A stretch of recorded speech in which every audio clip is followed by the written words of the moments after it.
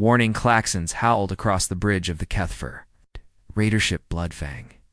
Captain Zextal's 4 eyes narrowed on the scanner feed, his scaled fingers tapping a rhythm on the arm of his command chair. 3 decades of piracy along the outer. Spyro had taught him how to spot easy prey. Single contact approaching on Vector 77 Alpha, reported his first officer, a gaunt Valerian named Skix. Minimal energy signature. Hull suggests human manufacture. Zextal's jaws parted in what passed for a grin among his kind, revealing jagged rows of predatory teeth. Humans newcomers to the galactic stage barely 2 centuries past first contact. Their ships were crude, their weapons outdated, and their crews woefully untested. "What classification?" Zextal asked, already anticipating the answer. "Cargo hauler, sir. Registered as Resolute Dawn. Manifests indicate a shipment of mining gear en route to the Turius colonies." Perfect. Mining gear meant refined metals. Industrial elements, the kind of cargo that fetched high prices on the Rim's shadow markets. CEXTL had boarded dozens of human vessels over the past half-decade. They always capitulated quickly. Soft creatures, the humans frightened and overly attached to survival. "Any escorts?" "None, sir. It's traveling alone." Even better. Solitary freighter in the outer spiral. Practically volunteering to be robbed. Zextal shook his head. Would humans ever learn to travel in protected convoys like other species? Doubtful. They seemed to believe their developing species status made them immune to consequence. "Signal the pack, Zextal." Commanded. Intercept course. Standard formation. The Bloodfang, his flagship, led a 5-ship raiding cell to fast assault skiffs, to breacher ships, and his cruiser. More than sufficient to subdue any human vessel. The other raiders fanned out, forming a net as they bore down on the freighter. The Resolute Dawn grew larger on the main screen, its silhouette unremarkable, blocky, angular, designed purely for utility. No elegant arcs or flowing lines like the elder civilizations favored. Her hull was dull gray, streaked with weld marks and repair panels. A workhorse vessel, not a diplomat's craft. Range? Zextal asked. 50,000 kilometers and... Closing, sir. Any signals? They're hailing us on emergency channels. Zextal laughed, a rasping bark that made several of the bridge crew wince instinctively. Put it through. Let's see how quickly they whimper. The screen blinked and resolved into the bridge of the human ship. A woman sat calmly in the captain's chair, dark hair tied in a no-nonsense knot. Her uniform was clean but worn, no panic in her eyes. Her posture was relaxed, but alert. "This is Captain Sarah Chen of the merchant freighter Resolute Dawn," she said. Her tone was even professional. "You are initiating an illegal engagement in neutral space. Identify yourselves and explain your intent." Zextal raised a ridged brow. Most human captains offered bribes or begged for mercy at this point. This one, however, was ... composed. "I am Captain Zextal of the Keth Syndicate," he declared, letting his voice drip menace. "Your vessel and its cargo are now property of the Syndicate. Prepare to be boarded. Resistance will mean death." Jin's face betrayed no fear. "I see. And if we comply, your crew will be transferred to escape pods and jettisoned. At the nearest inhabited system, your cargo remains with us. Fair exchange your lives for your goods." She nodded thoughtfully, glancing around at her bridge crew. Zextal watched the quiet communication nods, hand signs, muttered words. At last, Chen faced the screen again. "We need a few minutes to confer. Some of my people are frightened. They need time to process." Zextal replied. Then we opened fire. The transmission cut. Zextal turned to his officers, satisfied. "Move boarding units to ready status." "This won't take long." The raiders advanced on the Resolute Dawn, the human ship maintaining its course and speed. No evasive moves, no weapons powered, no visible defenses. "Just the behavior of a vessel preparing to surrender, sir," Skix reported. "They're broadcasting on multiple channel standard distress beacons, calls for aid." "Let them scream," Zextal said with a chuckle. "By the time help gets here, we'll be light years away with their haul." Still, Zextal kept watching the Resolute Dawn. The ship was larger than most haulers he'd intercepted, likely more cargo space. The hull looked maintained, patched, but not neglected. The engine design was textbook human dependable, not quick. Nothing in its configuration suggested danger. "Time's up," Zextal announced. "Open the channel." Screen blinked again, revealing Captain Chen.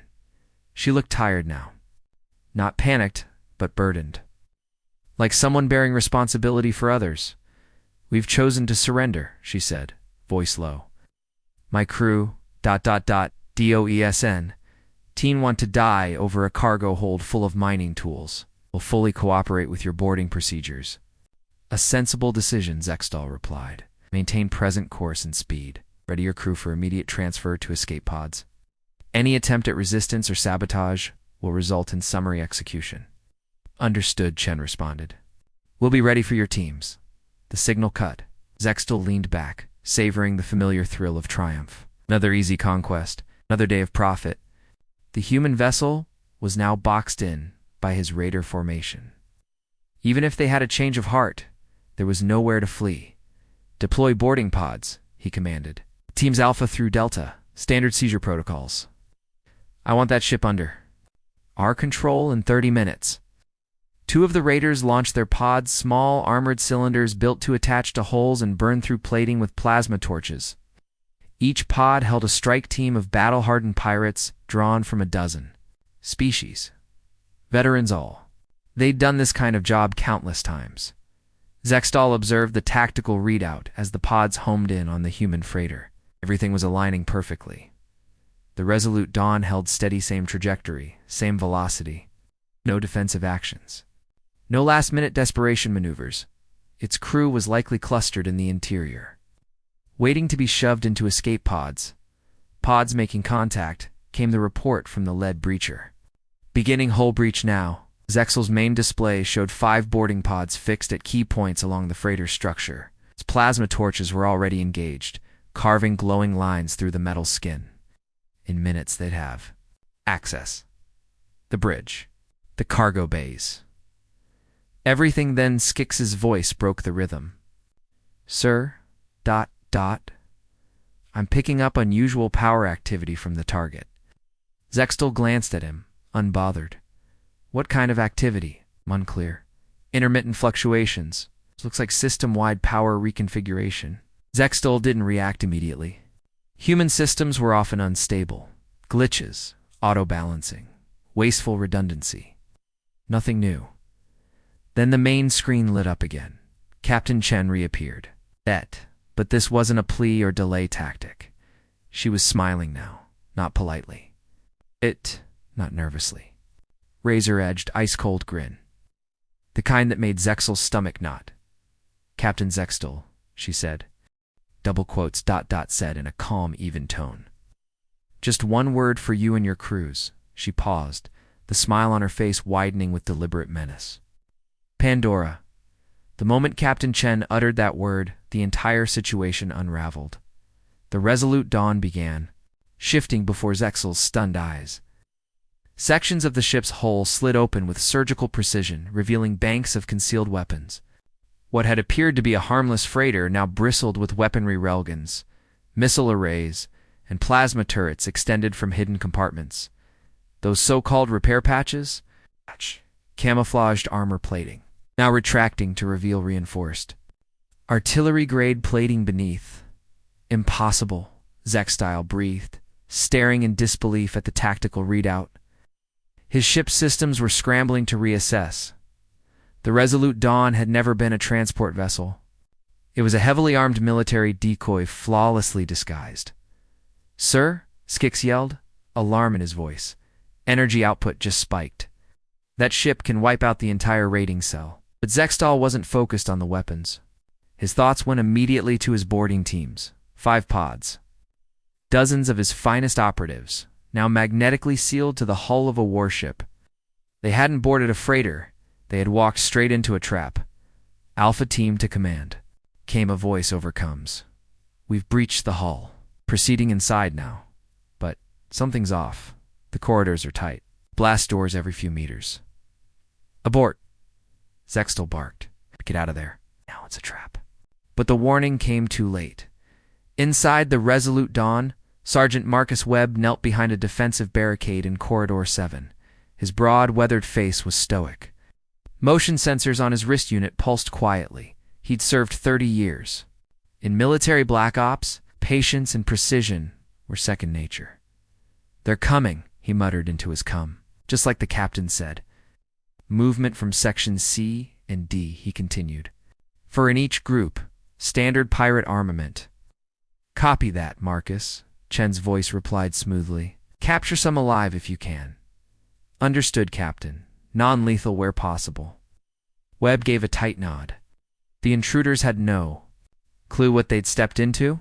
Externally, the Resolute Dawn looked like a merchant ship. Internally, it was a fortress, compartmentalized, booby-trapped, tactically optimized. Months had gone into the setup. Every corridor was a kill zone.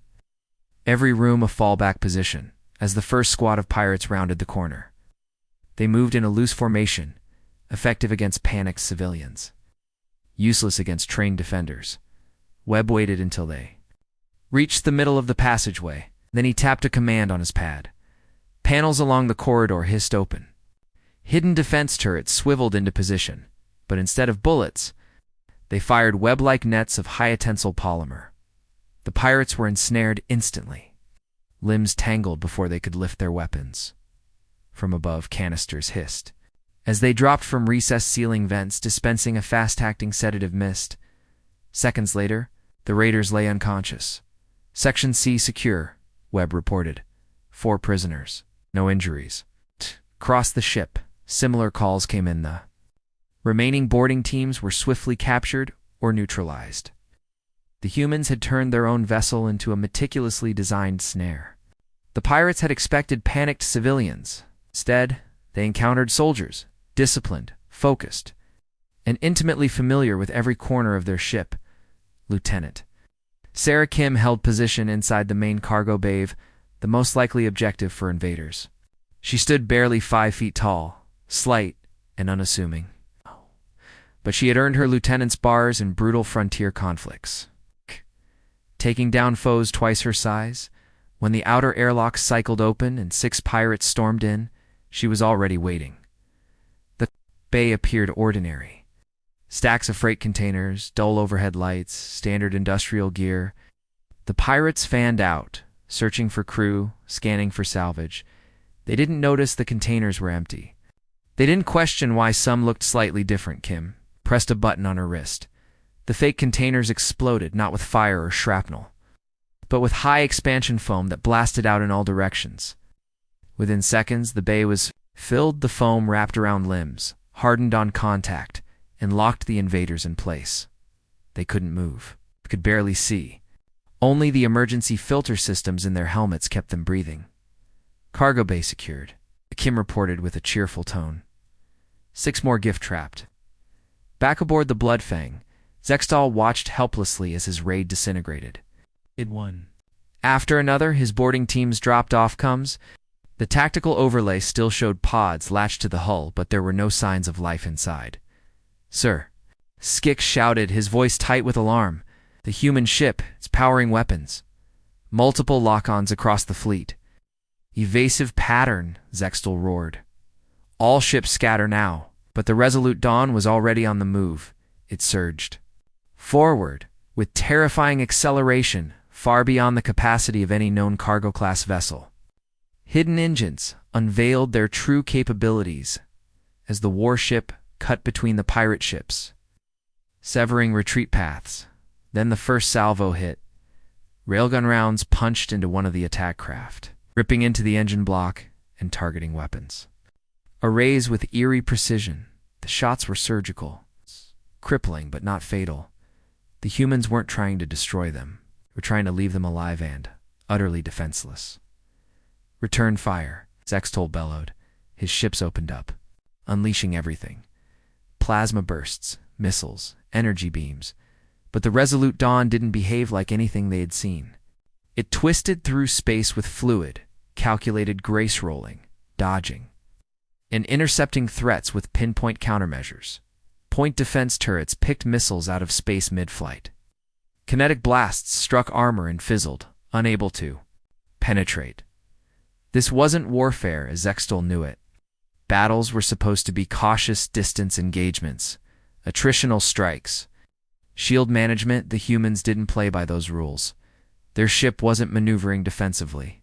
It was charging, plunging directly into the formation like an ancient melee fighter, the Resolute.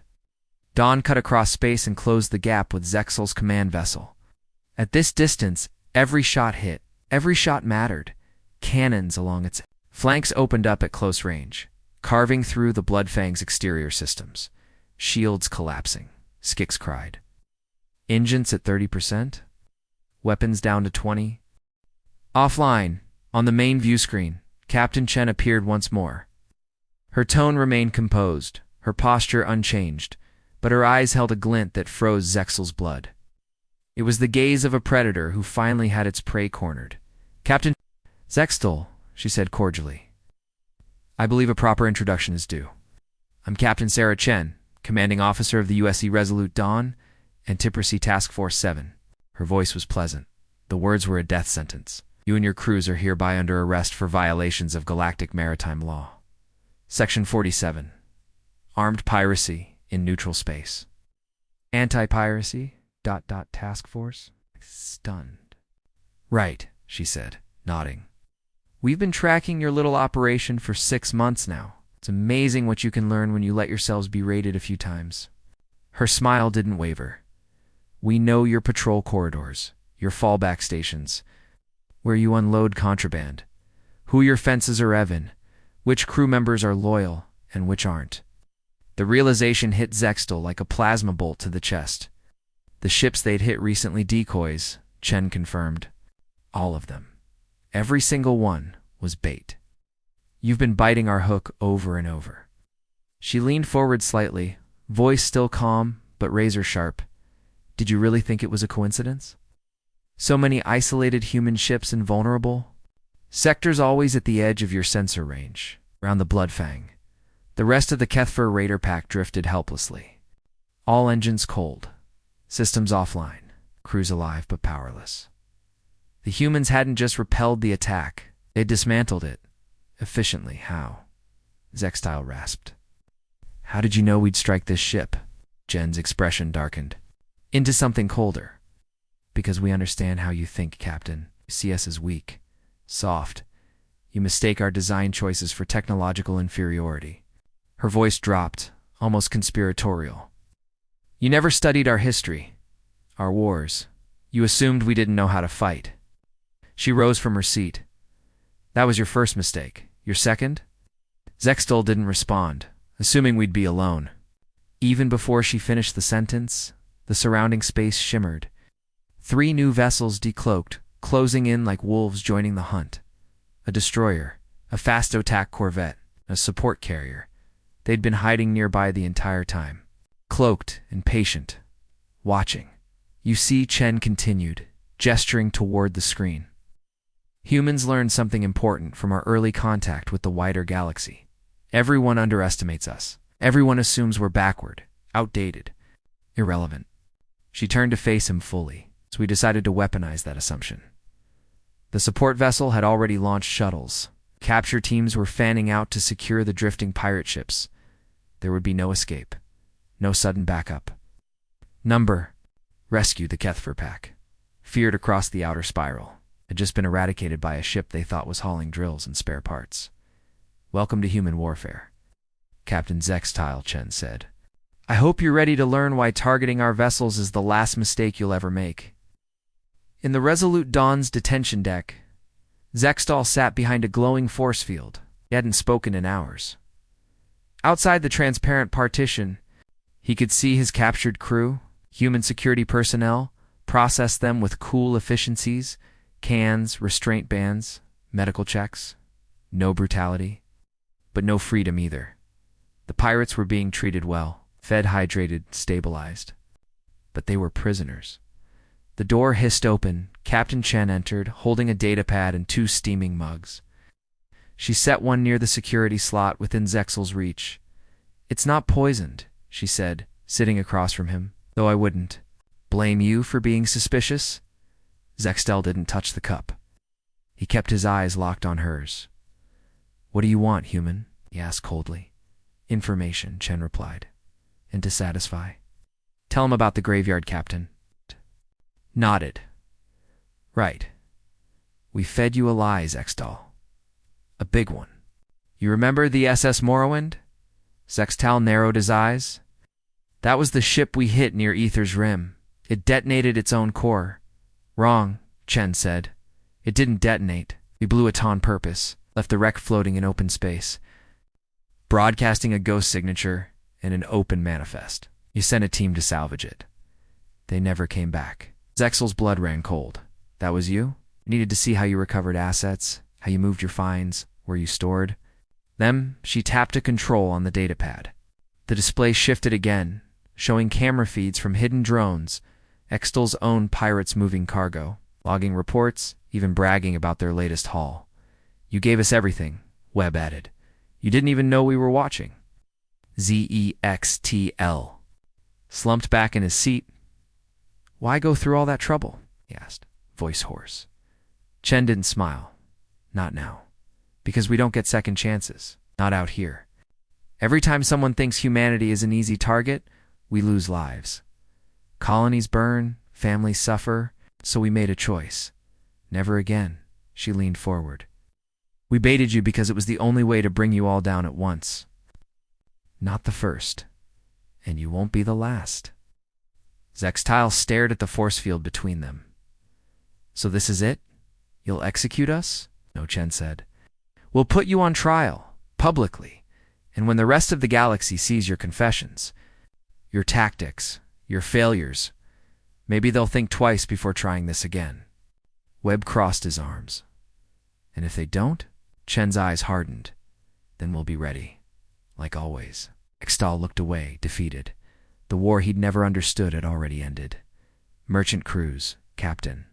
"Ah, yes." Expression turned almost feral. "All those ships you hit over the last year, the ones that rolled over so easily, half were manned by retired military volunteers. They let themselves get captured to study your boarding tactics, your weapons, your personnel." Zextal felt his gut twist. "You used your own people as bait?" "They volunteered," Chen said flatly, "because they understood the stakes. Every human you robbed, every potted crew member, every stolen crate, we cataloged it all. Emerged, we learned how you think, how you fight, how you choose your targets." The hologram morphed, now displaying intricate schematics of Kethfer vessels and stolen equipment, diagrams that should have been impossible to acquire. "Third. Lesson," Webb said, voice like broken stone. "Humans share information. It's not just among our military, but with everyone. Those merchant captains you held at gunpoint, they shared stories, the crews you let go, debriefed within hours. After every raid, we knew exactly what you used, how your interiors were laid out, even what dialects your officers spoke." Seagal's voice cracked. "But that's not how it works. Merchants don't talk to soldiers. Civilians don't feed data to military command. Other species don't. Other species don't," Chen agreed. "But humans do. You never grasped that. When you strike one of us, you strike all of us." The image shifted again, this time to the fleet engagement itself. Zextal saw his own ships lashing out at the Resolute Dawn, their plasma bolts flying. Wide as the human vessel spun and weaved with impossible coordination. "Your ships fought like individuals," Webb noted. "Every captain out for themselves. No cohesion.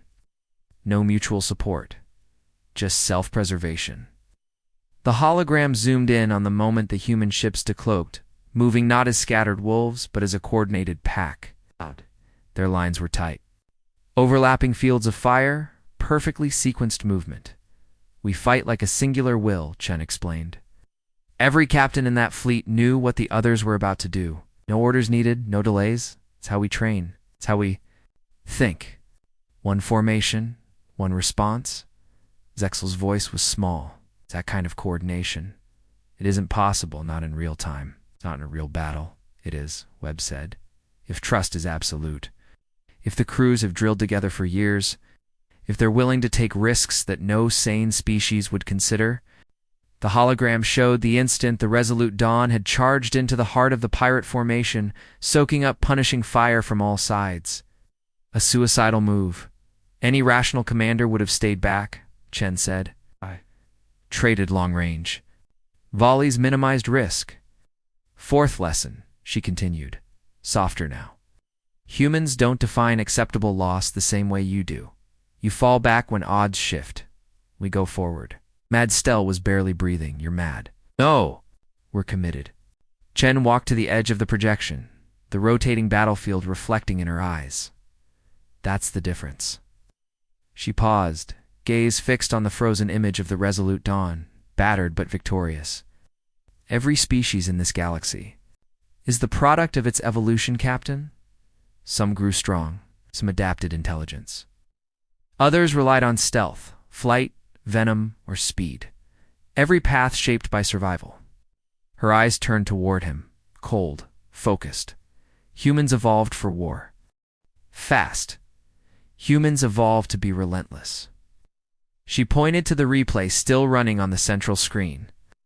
Watch your crew when things started collapsing. Half of them froze. The rest scrambled to get out. That's logical. That's survival instinct. That's what we expected.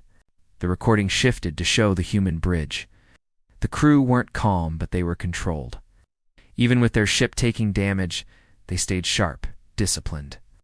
They obeyed orders, stuck to formation, and kept firing. Humans don't retreat. Into fear, Webb said. We burn through it. Panic turns to rage. And angry humans. That's the worst kind of danger in this galaxy. Zextal shook his head slowly. But why? Why fight so hard for a transport vessel? Why throw lives away for scrap metal and mining gear? Chen looked at him as if he were a child. There was a sadness to it, like watching someone too naive to comprehend the obvious. You still don't understand, do you? It was never about the cargo. She walked back to her seat and leaned against the armrest. This was a message. A broadcast. Every pirate operation in this region will hear about. Today, they'll hear that human ships aren't just prey anymore. That attacking us doesn't mean profit. It means war. Zextal tried to sound defiant, but his voice betrayed him. One fight won't change the galaxy. One fight already has, Shen said, stepping forward. Because humans don't fight as isolated events. We don't react one skirmish at a time. We plan long arcs. We fight in terms of theaters, not targets. We commit completely. Webb brought up a new display, this time a map of the sector. Red indicators blinked to life, dotting entire constellations with glowing markers. While we pinned down your fleet, Webb explained. Other task groups were locating your network. Your caches, your relay outposts, your refit stations. Your buyers. Stahl stared at the display, his face draining of color. Each red dot was a real place used for smuggling, resupply, black market dealings. Places he had considered secure, private, hidden, all of them, he whispered. Every last one, Chen said softly. Lesson 5. Humans don't just win the battle. We erase the threat.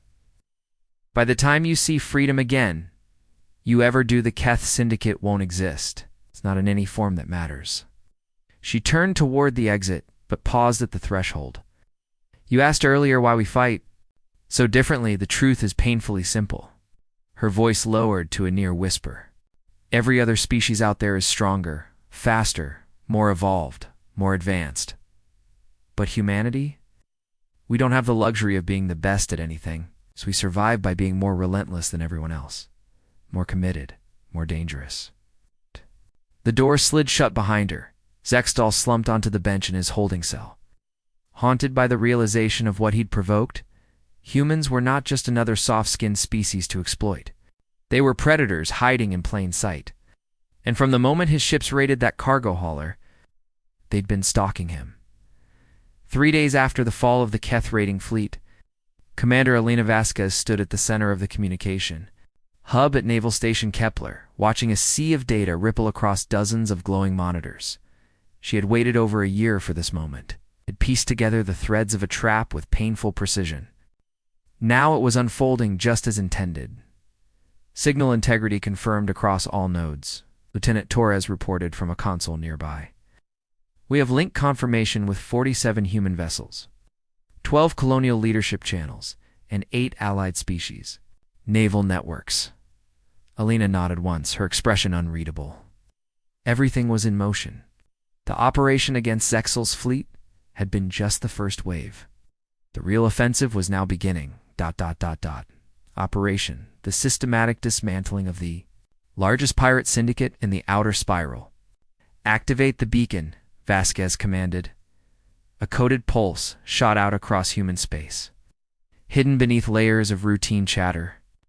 Weather reports, cargo manifests, transit schedules. Any outsider would see only the usual static of civilian life. But embedded in that digital noise were coordinates, encrypted timestamps, and precision target data months in the making. At Vega Station, Captain Maria Santis received the signal aboard the Lucky Strike, a rust-streaked freighter docked near. Refueling tanks. On paper, she was loading ore processing kits for distant mining colonies. Her terminal blinked once, routine check-in from Company HQ according to the logs. But beneath the surface, it carried instructions that would shift the balance of power across 3 systems. Santis had worn the uniform once. 15 years in the colonial navy before trading it for cargo manifests and merchant routes. But retirement was a technicality. Like many veterans, she never truly stopped serving. She'd built a quiet network over the years, shipping magnates, rogue captains, union fixers, former spies, Jimmy. She called casually to her first officer, a wiry young man who blended into the crowd of loaders. Time for that project we discussed. Chen grinned and headed aft. Hidden among crates of mining gear were black cases sealed with biometric locks.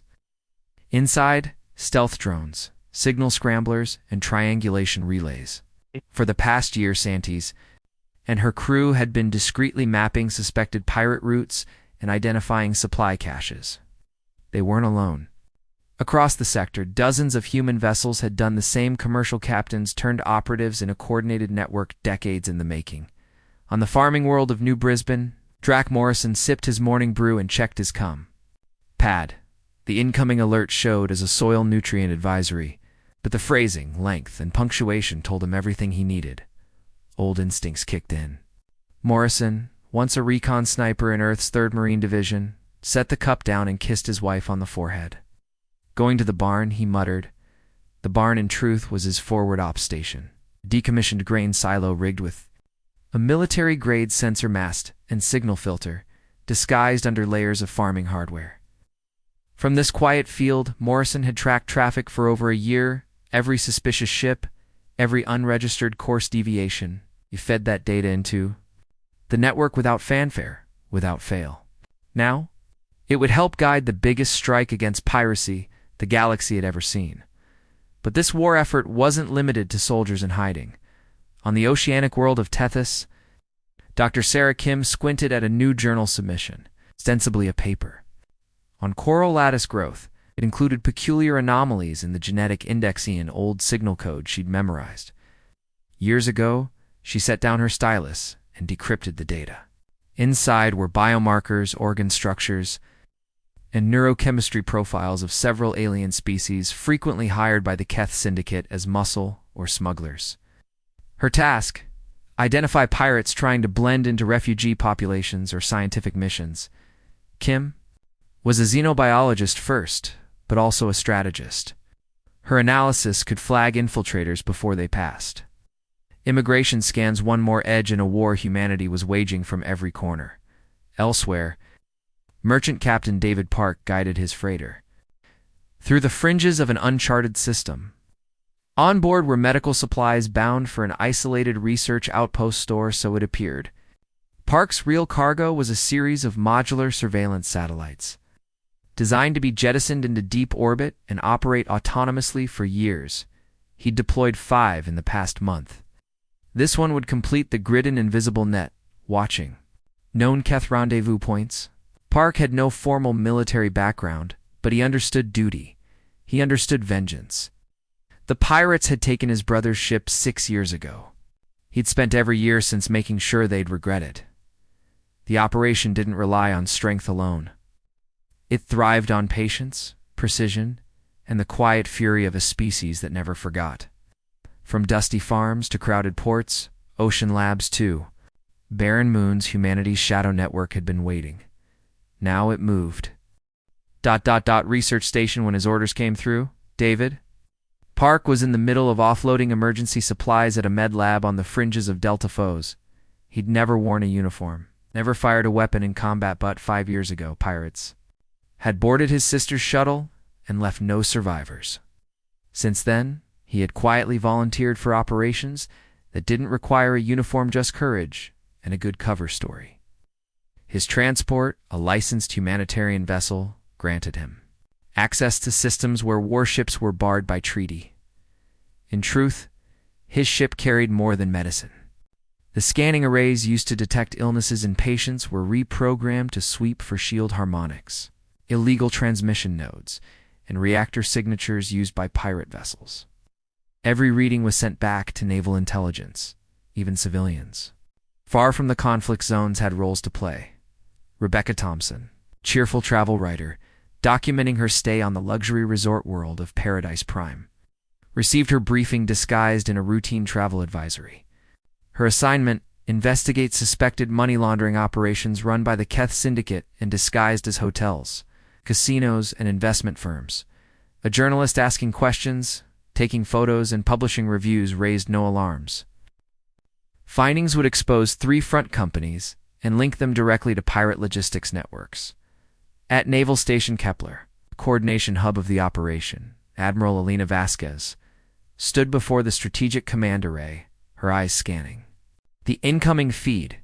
Across dozens of systems, assets were reporting in. Status. She asked her aide Commander Torres. All operatives are in position. We're tracking synchronized movements in 12-star systems. 17 major installations, 34 supply caches, 52 corporate fronts. Also, 43 confirmed Kether vessels docked at civilian ports. Vasquez nodded. Time it perfectly. We hit them hard and fast. The pirates had spent years believing they were fighting a handful of human patrols. They had no idea the trap was galaxy-spanning. This wasn't a task force. It was an ecosystem: farmers, freighter captains, scientists, smugglers, diplomats unified by purpose and bound by trust, and our allies, she asked. Torres tapped a few controls. The Centran Navy has 8 cruisers ready to engage. The Vegan Defense Force is contributing 12 warships. Altarian peacekeepers are on standby with 5 planetary assault teams. Months of delicate diplomacy had paid off. Humanity had earned its reputation the hard way, and when they committed, the galaxy believed them. At exactly 1430 Standard, the first strike began. Captain Maria Santis, aboard the Lucky Strike, emerged from hyperspace at the edge of the real system. Intelligence had flagged an asteroid posing as a mining outpost, actually a heavily fortified Kether supply depot operating in secret for over a decade. Santis launched a swarm of high-fidelity surveillance drones. They swept the asteroid, relaying imagery and thermal readings in real time. Within minutes, she confirmed stolen cargo manifests, stockpiled weapons, and biometric matches on 3 high-value fugitives. She keyed her transmitter. Target confirmed. At transmitting data. The signal went to a Centran heavy cruiser cloaked in hyperspace drift nearby. Then, Santis activated her ship's distress beacon and throttled her engines into idle, simulating a reactor malfunction. As expected, the pirates launched Interceptor, craft to inspect and plunder the apparently vulnerable freighter. The moment the raiding vessels left, the asteroid's protective shields, the Centran cruiser, executed its ambush. Bursting into real space, it fired precision ion bursts that disabled the pirate shuttles before they could react. No quarter was given. No warning shots. Simultaneous raids unfolded across the stars. On Vega 7, Dr. Helen Merrick abandoned her medical lectures and triggered an encrypted subroutine embedded in the colony's health database. The program flagged biometric anomalies, markers that matched known mercenaries for hire within the Kether ranks. On New Brisbane, Jack Morrison fed live telemetry from his disguised sensor silo directly to strike teams. He had already triangulated escape routes and decoy relays the pirates might try to use. Every data point mattered. Every operative played their part. This was more than retribution. It was orchestration precision strikes delivered by a species that had learned the value of patience, memory, and unity. And it was only the beginning. Kim's genomic. Its analysis flagged 3 Kefir infiltrators posing as migrant workers on the agricultural moon of Selva 9. Security teams moved quickly, detaining the suspects before they could vanish. Paradise Prime, Rebecca Thompson's seemingly harmless travel article exposed more than scenic beaches and luxury spas. Her follow-up interviews and photos led authorities to a casino owner, laundering stolen credits through entertainment shells and offshore accounts. The power of the human intelligence web wasn't in size. It was in its adaptability, where traditional military structures required orders, approval chains, and clear hierarchies. Humanity's network thrived on decentralization. Operatives weren't bound by rigid doctrine. They were trusted to read local conditions, make on-the-ground calls, and act decisively. Farmer Jack Morrison, long considered just a humble radar technician in the Outer Rim, tracked a strange formation of unregistered cargo haulers moving through his sector. Recognizing the pattern from a shared database, he flagged the convoy. The vegan patrol fleet intercepted them less than an hour later. Meanwhile, Captain David Park, using his humanitarian clearance, installed micro-listeners around a restricted facility believed to host pirate negotiations. The equipment piggybacked on atmospheric filtration systems. Unnoticed and effective. Even Thompson, under the guise of researching local color, found contacts willing to talk about suspicious visitors and unexplained shipments. The pirates never imagined this kind of warfare. They were used to corrupt governments, underfunded law enforcement, and fragmented responses. But this was something else entirely. They were facing a swarm of individuals who weren't soldiers, but who moved with coordination, speed, precision. Farmers, medics, engineers, freelancers, merchants, all acting with shared intent. Admiral Elena Vasquez stood in Kepler's operations center, absorbing the scale of the reports flowing in strike after strike, seizures, arrests, dismantled bases, in just 6 hours. More than 60% of the Kefir's known holdings had been neutralized. Commander Torres called, barely suppressing his excitement. Update from Arcturus System local assets confirmed the Kefir Leadership Council is meeting at their hidden command post. Human and Alarian forces were already in motion. Alina leaned forward. Results? 17 high-ranking leaders captured, including the Syndicate's supreme commander. No friendly losses. It had worked, but Arcturus hadn't been easy. Mining engineer named Robert Chen had embedded himself inside the operation 3 months earlier. The asteroid's industrial facade concealed the Syndicate's central hub. Chen spent weeks mapping corridors, cataloging guard shifts, and uploading blueprints via encrypted courier drones. At 0 hour, he shut down the lockdown safeties, allowing strike teams to breach without triggering defense protocols. As the day progressed, it became clear this wasn't just a raid on pirates, it was a declaration. Humanity hadn't targeted a single fleet, they had launched a coordinated campaign against organized piracy across known space. Months of intelligence shared by hundreds of operatives had culminated in one massive blow, and the Kefir had never seen it coming. Research station when his orders came through. David Park was in the middle of offloading emergency supplies at a med lab on the fringes of Delta Foss. He'd never worn a uniform, never fired a weapon in combat, but 5 years ago, pirates had boarded his sister's shuttle and left no survivors. Since then, he had quietly volunteered for operations that didn't require a uniform, just courage and a good cover story. His transport, a licensed humanitarian vessel, granted him access to systems where warships were barred by treaty. In truth, his ship carried more than medicine. The scanning arrays used to detect illnesses in patients were reprogrammed to sweep for shield harmonics, illegal transmission nodes, and reactor signatures used by pirate vessels. Yes. Every reading was sent back to naval intelligence.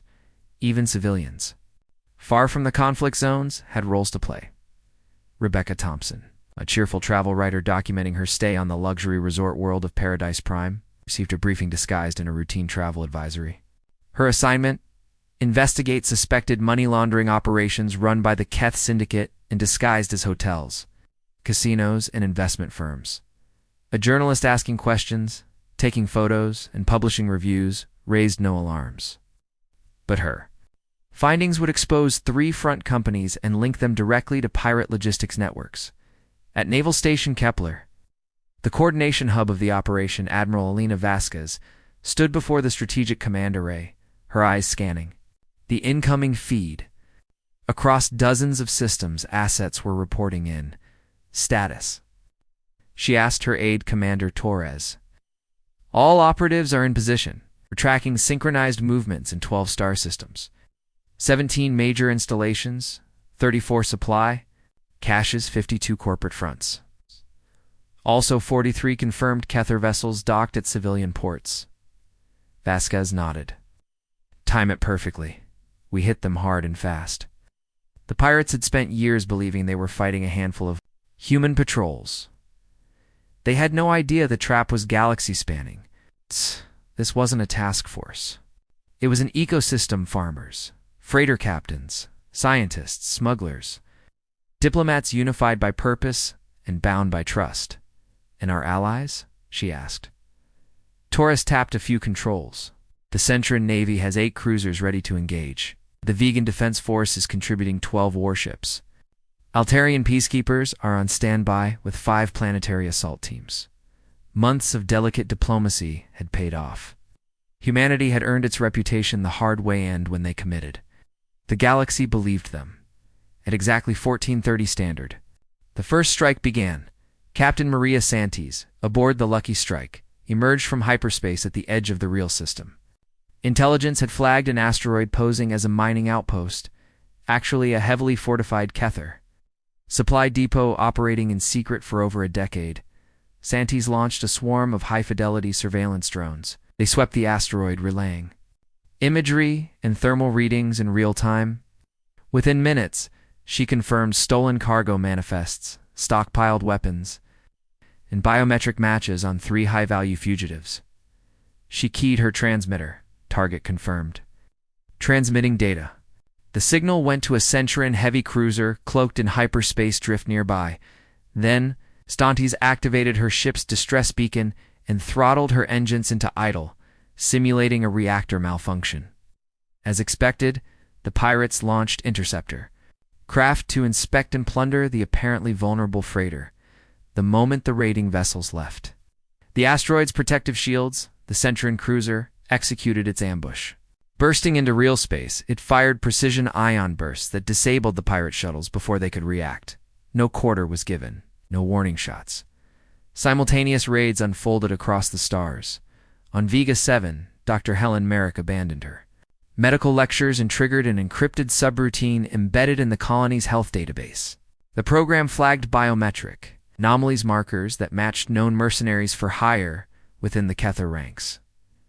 On New Brisbane, Jack Morrison fed live telemetry from his disguised sensor silo directly to strike teams. He had already triangulated escape routes and decoy relays the pirates might try to use. Every data point mattered. Every operative played their part. This was more than retribution, whose orchestration precision strikes delivered by a species that had learned the value of patience, memory, and unity, and it was only the beginning. Kim's genomic analysis flagged 3 Kefir infiltrators posing as migrant workers on the agricultural moon of Selva 9. Security teams moved quickly, detaining the suspects before they could vanish. Paradise Prime. Rebecca Thompson's seemingly harmless travel article exposed more than scenic beaches and luxury spas. Her follow-up interviews and photos led authorities to a casino owner, laundering stolen credits through entertainment shells and offshore accounts. The power of the human intelligence web wasn't in size. It was in its adaptability, where traditional military structures required orders, approval chains, and clear hierarchies. Humanity's network thrived on decentralization. Operatives weren't bound by rigid doctrine. They were trusted to read local conditions, make on-the-ground calls, and act decisively. Farmer Jack Morrison, long considered just a humble radar technician in the Outer Rim, tracked a strange formation of unregistered cargo haulers moving through his sector. Recognizing the pattern from a shared database, he flagged the convoy. The vegan patrol fleet intercepted them less than an hour later. Meanwhile, Captain David Park, using his humanitarian clearance, installed micro-listeners around a restricted facility believed to host pirate negotiations. The equipment piggybacked on atmospheric filtration systems. It's unnoticed and effective. Even Thompson, under the guise of researching local color, found contacts willing to talk about suspicious visitors and unexplained shipments. The pirates never imagined this kind of warfare. They were used to corrupt governments, underfunded law enforcement, and fragmented responses. But this was something else entirely. They were facing a swarm of individuals who weren't soldiers, but who moved with coordination, speed, precision. Farmers, medics, engineers, freelancers, merchants, all acting with shared intent. Admiral Alina Vasquez stood in Kepler's operations center, absorbing the scale of the reports flowing in strike. After strike, seizures, arrests, dismantled bases in just 6 hours. More than 60% of the Kepler's known holdings had been neutralized. "Commander," Torres called, barely suppressing his excitement.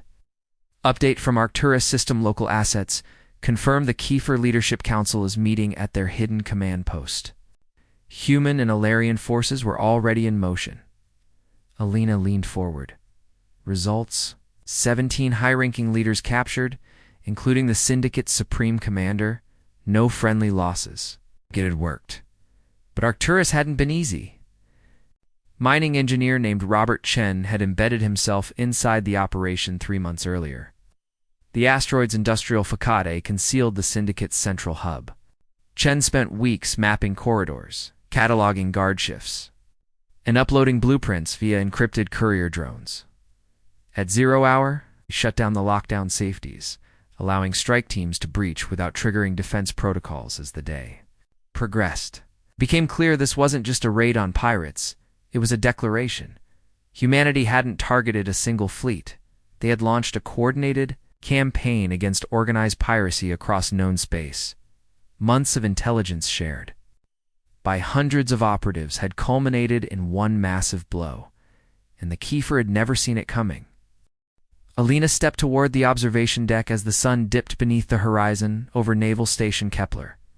Status: 93% of identified Kiefer infrastructure has been either seized or eliminated, Torres replied crisply.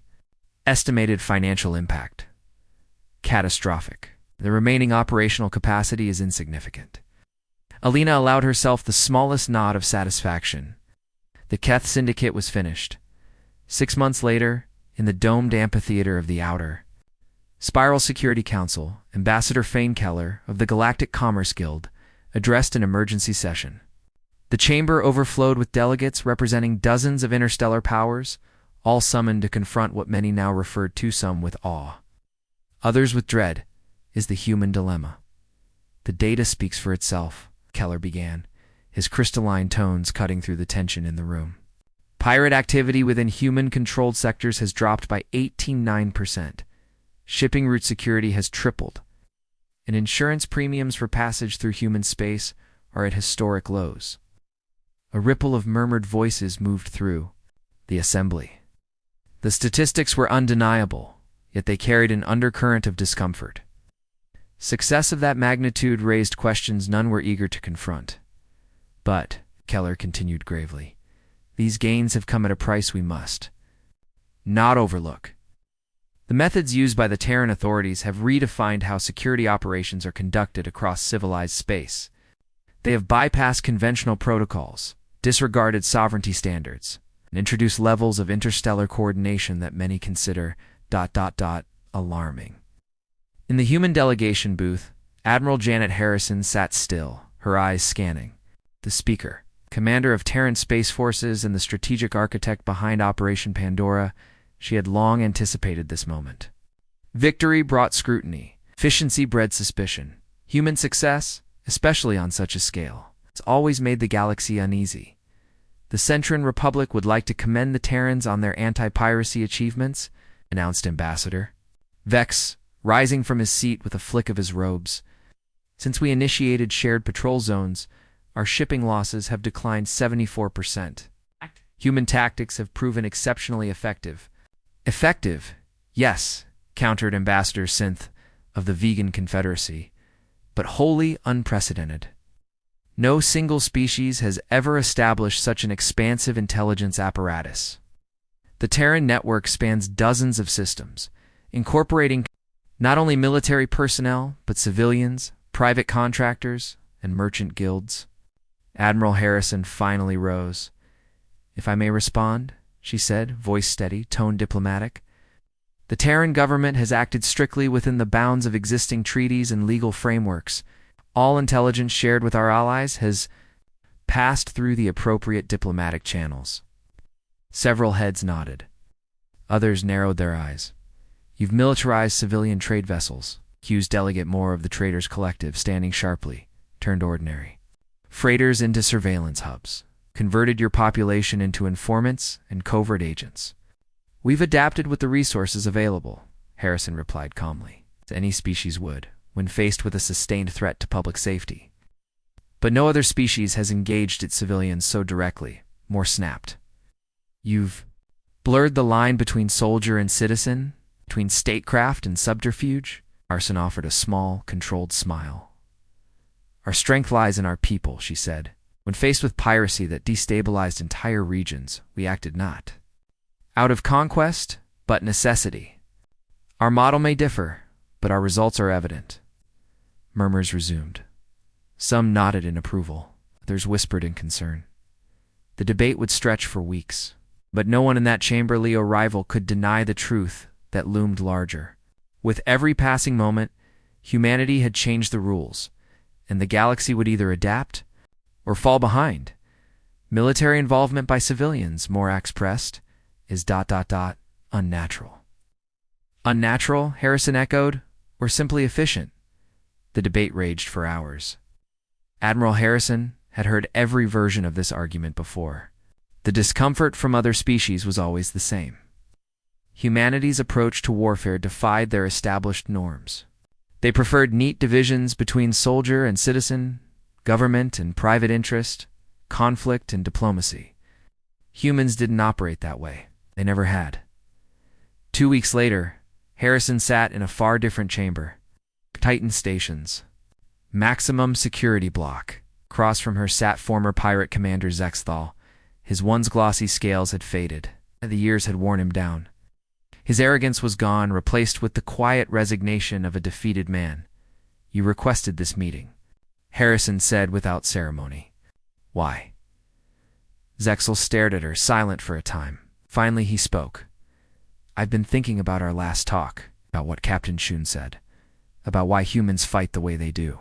I think I understand now." Harrison said nothing.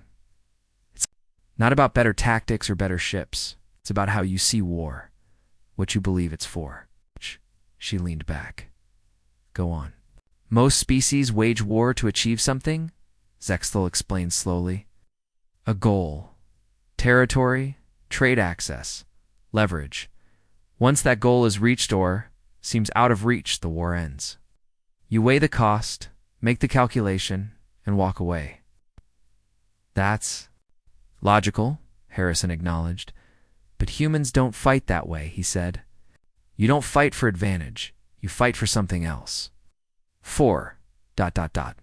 meaning. For principle." Still, Harrison said nothing. "When the Keth Syndicate raided your ships, it wasn't to start a war. It was business. We weighed profit against risk. When it stopped being profitable, we intended to move on. But you didn't treat it like business. You treated it like betrayal, like an offense that had to be corrected, not managed. Because it was an act of war," Harrison replied, softly. "Every time you struck one of our freighters, you made that choice. You just didn't know it." Zexthal nodded, slowly. "And humans don't end wars by negotiating better terms. You end wars by winning completely. You don't want leverage, you want certainty. Now you're starting to get it." "But why?" Zexthal leaned forward. His voice held frustration, maybe even desperation. Why not just harden your defenses? Accept some losses, like everyone else. Why mobilize your whole society over what most species would treat as a manageable security concern? Harrison took her time before answering. She looked him in the eyes. Because we don't have the luxury of losing, Captain, Zexthal frowned. You're stronger. Faster, smarter in some ways. More populous. More advanced. Every other species in this galaxy has advantages we don't. But what we do have, what we've always had, is the refusal to surrender. The unwillingness to let a threat linger. The instinct to finish what we start. She stood. And when war comes to us, when someone tries to bleed us little by little, we don't try to make it sustainable. Zexthal sat in stunned silence. We end it, she said permanently. Then she turned and walked out. You asked Captain Shun why we fight so hard for a single cargo ship full of mining equipment, Harrison had said. The answer is simple. Ow. Because if we don't fight hard for everything, we won't survive to fight. For anything. Harrison walked away from the prison complex. Zexthal remained seated in his cell, unmoving. The weight of realization crushed him like artificial gravity gone rogue. He had believed he was stealing from merchants, plundering transit lanes, shaking down freighters for profit. But in truth, he had declared war on a species that responded to every hostile act with existential intensity. The impact of Operation Pandora didn't fade, it expanded. In less than a year, piracy in the outer spiral collapsed by over 90%. Long-established criminal organizations simply ceased to exist. Their leadership, dead or in custody. Their financial systems dismantled. Smuggling routes dismantled. Shadow markets raided. Not just by militaries or police, but by something far more relentless. A civilization that had decided piracy was no longer acceptable. Yet numbers only told part of the story. The true effect was psychological. Across hundreds of systems, the message traveled faster than any jump drive. Don't target humans. Pirate lords, black market brokers, mercenary captains, those who survived, drew their maps. Human space was no longer just a risk. It was a death sentence. Ships flying under Terran flags, even lone vessels without escorts, began passing untouched through regions once teeming with raiders. Spaceports contracted with human security firms, saw violent crime plummet. The galaxy took notice. What changed wasn't just enforcement, it was perception. Humans didn't merely defend their assets. They dismantled threats at the root. They didn't send warning shots. They sent closure notices. Every response was final. Other species governments, first curious, then deeply concerned, began analyzing human doctrine. Tactical academies introduced electives on human retaliation models. Security coalitions invited Terran specialists to advise on anti-piracy strategies. Alliance military colleges asked humans to lecture on threat elimination frameworks. Still, they missed the fundamental truth that Zexthal, sitting in that silent cell, had finally come to understand. To humans, the line between individual harm and species threat simply didn't exist. Every attack, no matter how localized, was met with force proportionate not to what had been lost, but to what might eventually be lost. In Terran eyes, any breach could become the first step toward extinction. So they never waited for step 2.